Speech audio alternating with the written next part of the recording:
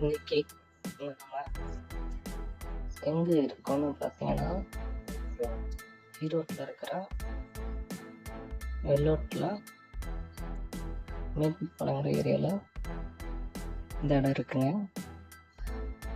பார்க்க போகிற இடம் என்னன்னு பார்த்தீங்கன்னா, பறவைகள் சரணாலயம்.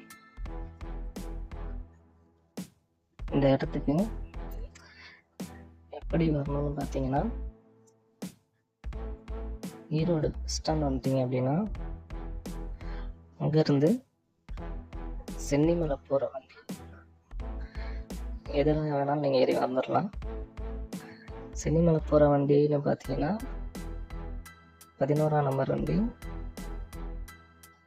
33ஆம் நம்பர் வண்டி, இந்த மாதிரி வண்டிலாம் போகும். அதில் ஏறி மேட்டுப்பாளையம் பஸ் ஸ்டாப் அப்படின்னு சொன்னீங்கனாலும் இறக்கி விட்டுருவாங்க. இல்லை பறவைகள் சரணாலயம்னு சொன்னாலும் இறக்கி விட்டுருவாங்க. நீங்கள் உள்ளே வந்தோடனே உங்களுக்கு ரைட் சைடில் 2 ரூம் மாதிரி இருக்கும். அது உள்ளே போய் பார்த்தீங்கன்னா இந்த மாதிரி அழகாக டிசைன்ஸ்லாம் இருக்கும். பறவைகள்லாம் போட்டு ஃபோட்டோ எடுக்கிறதுக்கான ப்ளேஸ் மாதிரி செட் பண்ணியிருப்பாங்க. ஸோ நீங்கள் இங்கே வந்து ஃபோட்டோஸ்லாம் எடுத்துக்கலாம். செல்ஃபி ஸ்பாட் மாதிரியும் இருக்கும், இல்லை ஃபோட்டோ ஷூட் ஸ்பாட்ஸ் அப்படின்னு சொல்லி கூட எடுத்துக்கலாம்.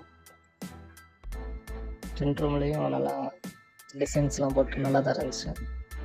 அது பாருங்கள். இன்னொரு மெயினான விஷயம் என்னென்னு பார்த்தீங்கன்னா, நீங்கள் உள்ளே வந்தோடனே என்ட்ரி டிக்கெட் வாங்கிட்டு தான் வர மாதிரி இருக்கும். ஸோ என்ட்ரி டிக்கெட் வந்து 25 வாங்கினாங்க.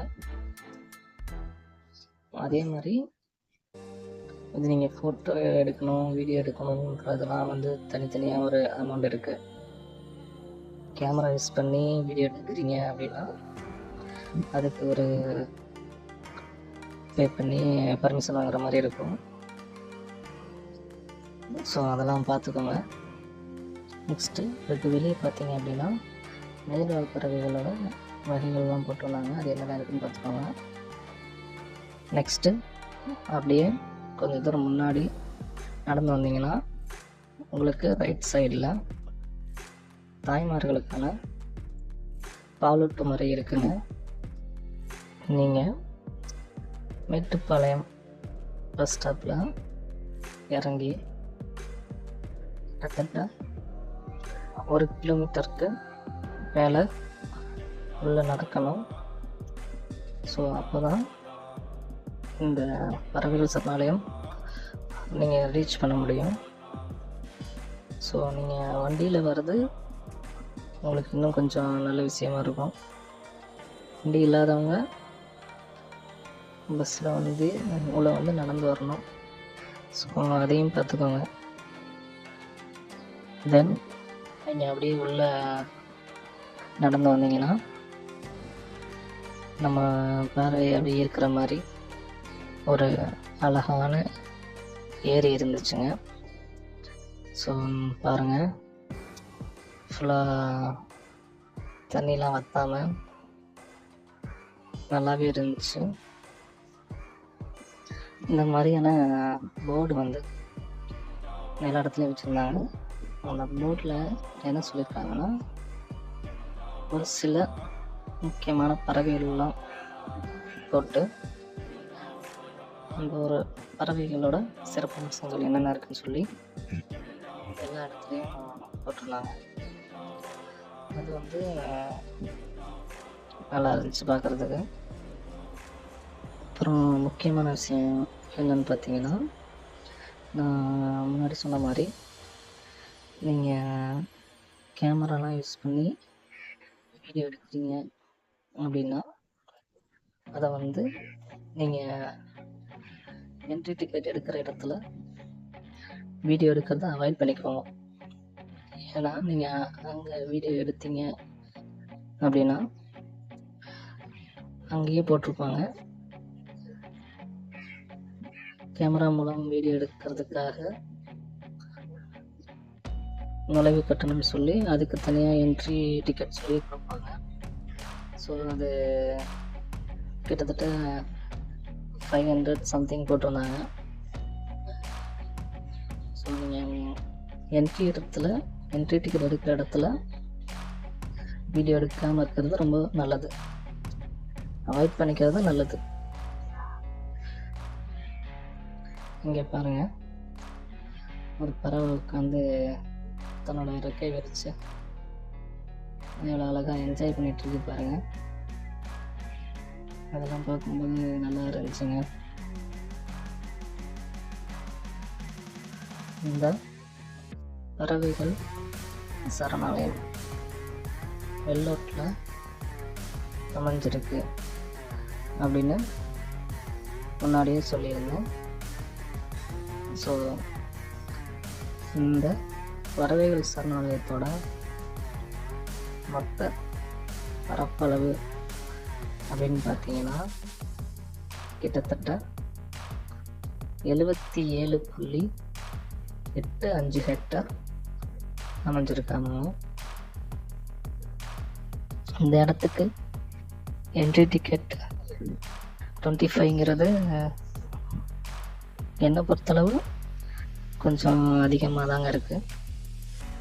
இந்த பறவைகள் சரணாலயம் ஈரோட்டில் இருந்து கிட்டத்தட்ட 12 கிலோமீட்டர் டிஸ்டன்ஸில் அமைஞ்சிருக்கு.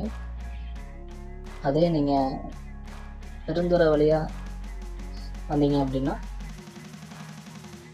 5 கிலோமீட்டர் டிஸ்டன்ஸில் இந்த பறவைகள் சரணாலயம் அமைஞ்சிருக்கு. இந்த இடத்துக்கு வந்து செல்லக்கூடிய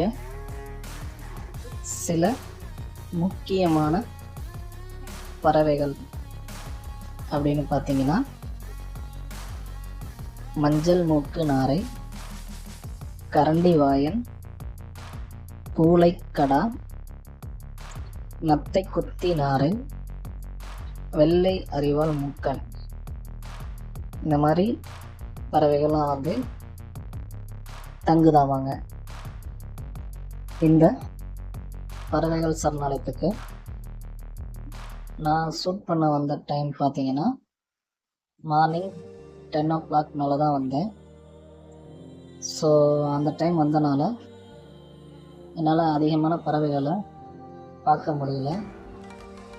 ஸோ இந்த பறவைகள் நீங்கள் பார்க்கணும் அப்படின்னா அதுக்கான ஒரு சில டைமிங் அண்ட் சீசனிங்லாம் இருக்குது.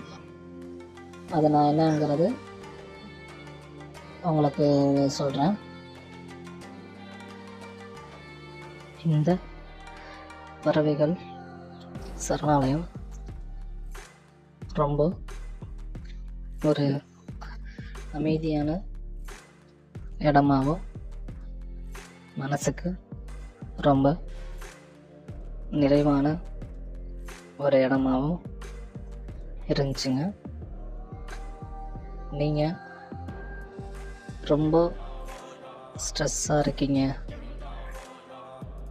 ரொம்ப மன கஷ்டமாக இருக்குது அப்படின்னா இந்த இடத்த கண்டிப்பாக ட்ரை பண்ணி பாருங்கள். மனசுக்கு ரொம்ப ஹாப்பியாக ஃபீல் பண்ணுவீங்க. ரொம்பவே நல்லா இருந்துச்சு இந்த இடம். இந்த பறவைகள் சரணாலயத்தில் கிட்டத்தட்ட 109 வகையான பறவைகள் வந்து தங்கி செல்லுதாமாங்க.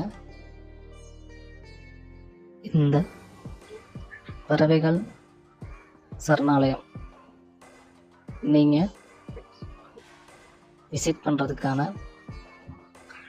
பெஸ்ட்டு டைமிங் அண்டு சீசனிங் இருக்குன்னு சொல்லியிருந்தேன். ஸோ நீங்கள் இந்த பறவைகள் சரணாலயம் வருவதற்கான பெஸ்ட் டைம்னு பார்த்தீங்கன்னா மார்னிங் 6 to 7 அந்த டைம் வந்தீங்கன்னா நீங்கள் நிறைய விதமான பறவைகளை பார்க்கலாம். அதே மாதிரி ஈவினிங் டைம் 4 to 5 வந்தீங்கனாலும் என்ஜாய் பண்ணலாம். இங்கே பாருங்கள், இங்கே போட்டெல்லாம் இருந்துச்சுங்க. மேபி போட் ரைடெலாம் இருக்கும்னு நினைக்கிறேன். ஆனால் நாங்கள் போனப்போ எல்லாம் க்ளோஸ் பண்ணி வச்சுருந்தாங்க, லாக்காக இருந்துச்சு. ஸோ நாங்கள் ஜஸ்ட்டு பார்க்க மட்டும்தான் முடிஞ்சுது. அடுத்து பார்த்தீங்கன்னா இங்கே பாருங்கள், உள்ள தாமரைப்பூ மாதிரி ஒரு பூ இருந்துச்சு, அழகாக இருந்துச்சுங்க பார்க்குறதுக்கு.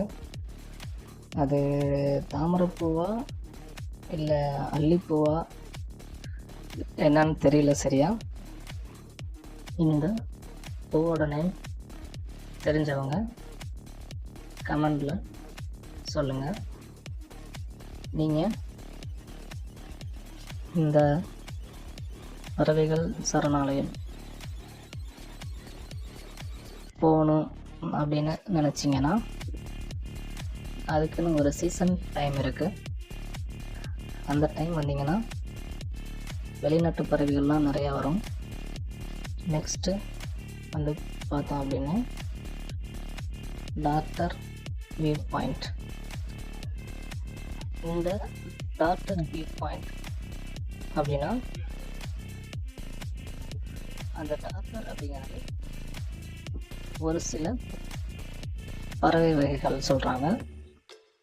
ஸோ இந்த இடத்துல வந்தோம் அப்படின்னா அந்த டாக்டர் வகைகளான பறவைகளை நம்மளால் பார்க்க முடியும்.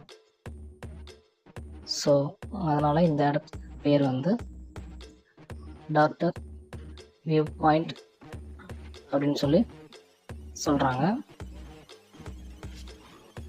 நான் முன்னாடியே சொன்ன மாதிரி இந்த பறவைகள் சரணாலயம் நீங்கள் விசிட் பண்ணுறதுக்கான பெஸ்ட்டு சீசன் அப்படின்னு சொல்லி பார்த்தீங்கன்னா அது நவம்பர் டு மார்ச். இந்த மந்த் நீங்கள் வந்தீங்கன்னா அந்த வெளிநாட்டு பறவைகளும் இன்னும் நிறைய விதமான பறவைகளை இந்த சீசனில் நம்ம பார்த்து என்ஜாய் பண்ண முடியும். ஸோ நான் பண்ண தப்ப நீங்களும் பண்ணிடாதீங்க.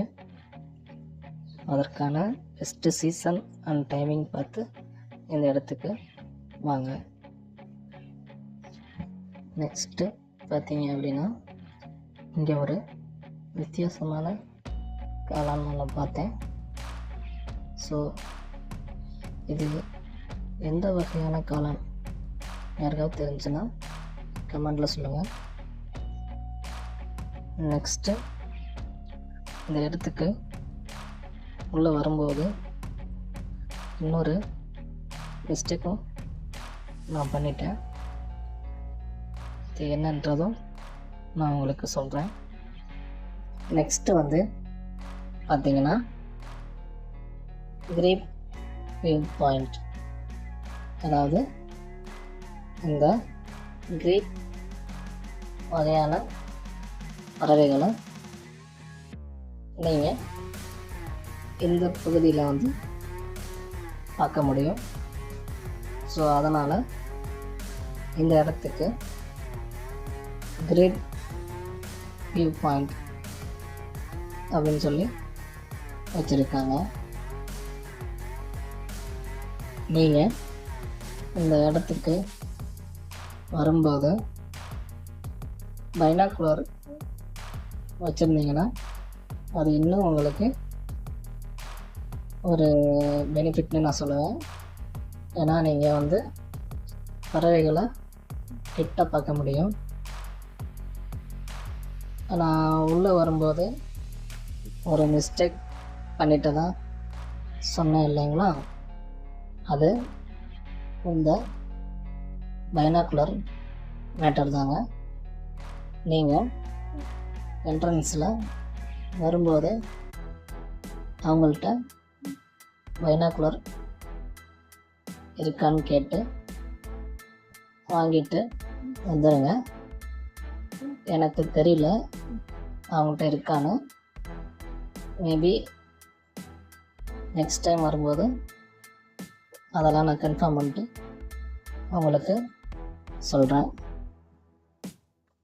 இந்த பறவைகள் சரணாலயத்தில் வெளிநாட்டு பறவைகள்னு பார்த்தீங்கன்னா ஆஸ்திரேலியா நாட்டில் உள்ள வெளிகன் பறவைகள் தான் பெரும்பான்மையான அளவு வந்து தங்கி போவாங்க.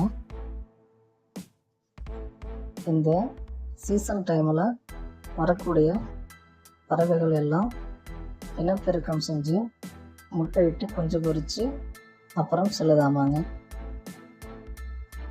இங்கே பாருங்கள், இந்த இடத்துல நிறைய மீன்கள் இருந்துச்சுங்க. இந்த இடத்துல கொக்கு முட்டையில் ஒரு ஓட்டை மாதிரி செஞ்சு அதுக்குள்ளே மக்கள் உட்காந்து ஃபோட்டோ எடுக்கிற மாதிரி அதெல்லாம் நிறையா இடங்கள் இருந்துச்சுங்க. அப்புறம் இந்த இடம் பார்த்திங்கன்னா வண்ணத்துப்பூச்சி பார்க். இங்கே பாருங்கள், இந்த இடத்துல ஒரு அழகான மயில் ஒன்று இருந்துச்சுங்க. அது இந்த வண்ணத்துப்பூச்சி பூங்காவில் சுற்றிக்கிட்டு இருந்துச்சு. ஸோ அதை அழகு பாருங்கள், மயில் பக்கத்தில் பார்க்கறதுக்கு ஒரு அழகு தாங்க, அது நல்லா இருந்துச்சு. நெக்ஸ்ட்டு வந்து பார்த்தோம் அப்படின்னா இந்த இடம் பட்டர்ஃப்ளை பூங்காங்கிறனால இங்கே பாருங்கள் நிறைய பட்டர்ஃப்ளை இருந்துச்சுங்க. இந்த இடத்துல நிறையாவே சுற்றிட்டு இருந்துச்சு. அங்கே பாருங்கள், அதெல்லாம் பார்க்கும்போது ரொம்ப கண்கொள்ளா காட்சியாக தான் இருந்துச்சு. என்னோடய சேனலை சப்ஸ்கிரைப் பண்ணுங்கள். தேங்க்ஸ் ஃபார் வாட்சிங்.